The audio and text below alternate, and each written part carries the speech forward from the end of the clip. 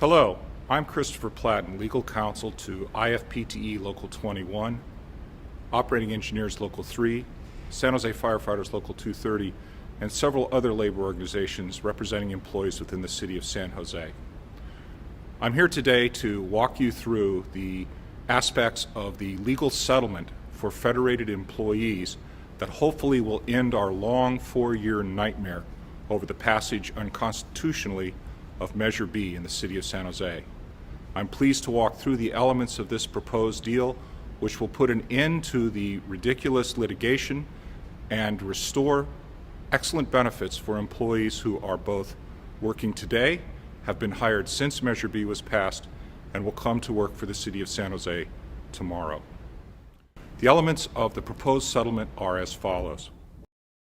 The accrual for pensions for those employees hired since the passage of Measure B will be based on 2% per year of service. The accrual rate will be 2% times year of service times final salary. Years of service will be defined as 2,080 hours for each 1 year of service. And pensionable pay will include all of those aspects of pay that are currently recognized as pensionable compensation for Tier 1 employees. Tier 1 employees are those employees employed prior to the passage of Measure B. Final salary compensation will be based upon your average final salary over the last 3 years of employment. You will have to obtain a minimum retirement age for those under this proposed settlement of 55 years of age. Early retirement will result in a reduction in your pension benefit based upon a 5% formula. Pensions will be capped at 70% of final average salary. The cost of living adjustment has been dramatically improved under this settlement agreement compared to that under Measure B. For Tier 1 employees, the cost of living adjustment remains the same. For Tier 2 employees, the cost of living adjustment will be based on a 3-tier level based on years of service. Those employees of 1 to 20 years of service will enjoy an annual cost of living adjustment to their pension at a maximum of 1.5% of the San Francisco Bay Area cost of living. Those with 21 to 25 years of service will enjoy a cost of living adjustment up to a maximum of 1.75% of the San Francisco Bay Area cost of living. And those with 26 or more years of service will enjoy a cost of living adjustment to their pensions of 2%. For new hires hired after the commencement of the settlement agreement, there will be a 4-tier cost of living adjustment. Years of service of 1 to 10 years will see a cost of living adjustment of 1.25%. 11 to 20 years, 1.5%. 21 to 25, 1.75%. And 26 plus years of service, a maximum of 2%. Again, all 4 levels based upon the San Francisco Bay Area CPI. Retirement benefits will vest at 5 years of service. This is in accord with all of the major public pension plans throughout the state of California. There will be a cost-sharing provision with respect to unfunded liabilities should such unfunded liability occur. That is to say, employees will now share in the cost burden of the funding of the pension plan as follows. It shall be amortized, any unfunded liability, meaning it will be calculated over a 20-year period and split 50-50 between the city and the employees. But the increase will be limited to a maximum of 0.33% per year of service, beginning with the date in which an amortization payment must be made by an employee. The city is responsible for any shortfall until the 50-50 split is attained.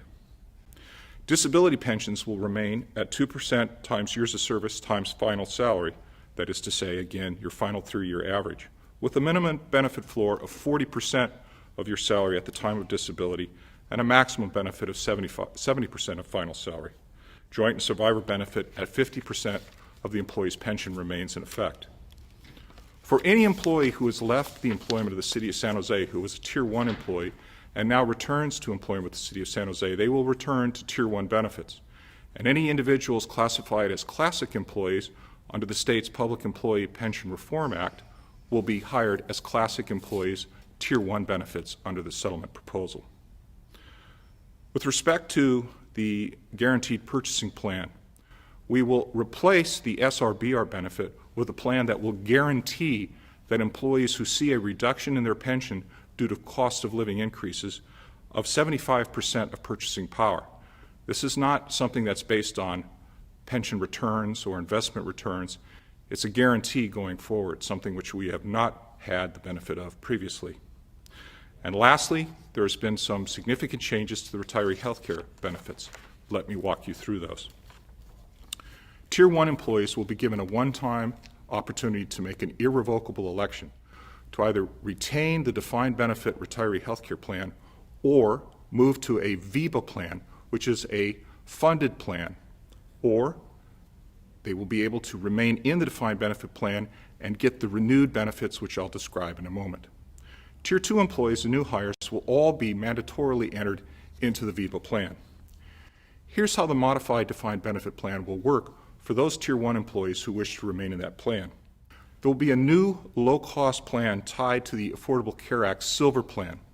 It's important to understand that currently the defined benefit retiree health care plan has no minimum floor, no minimum benefit. There's no guarantee, for example, that next year retirees will receive any particular dollar figure in terms of a benefit going to the cost of their medical care as a retiree. Not so under this settlement proposal. The defined benefit plan floor will be set at that dollar figure that's equivalent to a silver plan under the Affordable Care Act and will go up as that silver plan figure increases. This is effectively a guarantee of a 70% of premium in the marketplace in the San Jose area. The city is responsible for paying the full cost of this benefit and any unfunded liability going to the benefit. There will also be a new in lieu benefit for retirees. That is to say, if you're retired and you can obtain coverage through your spouse, partner, or other family member, you will receive a credit of 25% of monthly premiums of the low-cost plan for as many months as you are covered by an alternative plan. The terms and conditions of this agreement are locked in for 10 years. The city contribution rate will be as high as 14%, or whatever may be necessary to fund the defined benefit plan. But amazingly, employee contribution rates will be capped at 7.5% of pay. This is a cap that doesn't exist today. Today, you have no floor on a benefit and no cap on what the employees might have to contribute. These are major improvements to the defined benefit plan. Let's now talk about the new VEBA option. For Tier 1 employees and Tier 2A employees, the city will return an amount equivalent to the employee's retiree health care contributions and deposit that into the individual employee's account under the VEBA plan. VEBA stands for Voluntary Employee Benefit Association. It is a pre-tax, non-tax plan that accrues much in the same way as a 457 plan does for those